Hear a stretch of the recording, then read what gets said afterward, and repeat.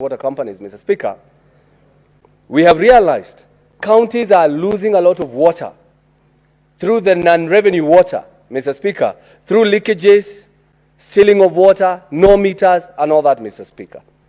And if you look at it, like yesterday, we had the governor of Kirinyaga, and his county is losing 56% of all the water supplied to the county government of, to the county of Kirinyaga, Mr. Speaker. 56%. And when you ask them, they say the pipes are old, we don't have meters, the people are stealing water. Mr. Speaker, if we digitize, even have smart meters, Mr. Speaker, this can really help the service delivery if we digitize, Mr. Speaker. Mr. Speaker, I know counties need money, and it is upon this House to scrutinize how the governors are using these monies, Mr. Speaker. The other day, and we saw it yesterday in the news, that the national government, through the Ministry of Water, they are forming a task force to fight rats menace, snail menace, and birds menace in Mwea, Mr. Speaker. Though it might sound funny, this is a huge problem in Mwea, Mr. Speaker. The people of Mwea are suffering because their rice is being eaten by the birds, called quelea birds, the snails, and of course the rats, Mr. Speaker. But when you ask them, and I've talked to the senator of Kirinyaga, and he has given me more information by telling me that one red-billed quelea bird can eat 80 grams of rice every day. If you multiply that by a year, Mr. Speaker, that's about 215 tons of rice.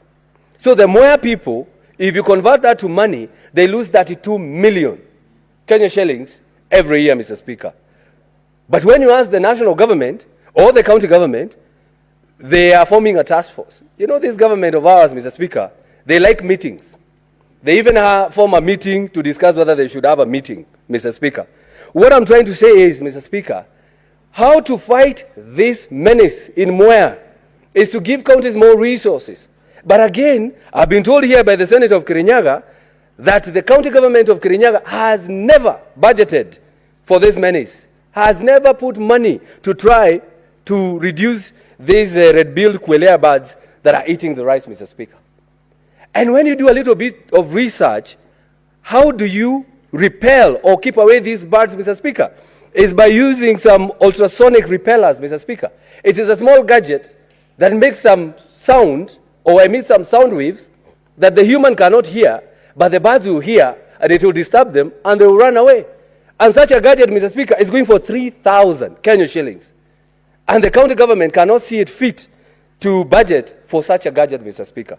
Mr. Speaker, we have known even from our high school, of our primary school times, that we have scarecrows, Mr. Speaker.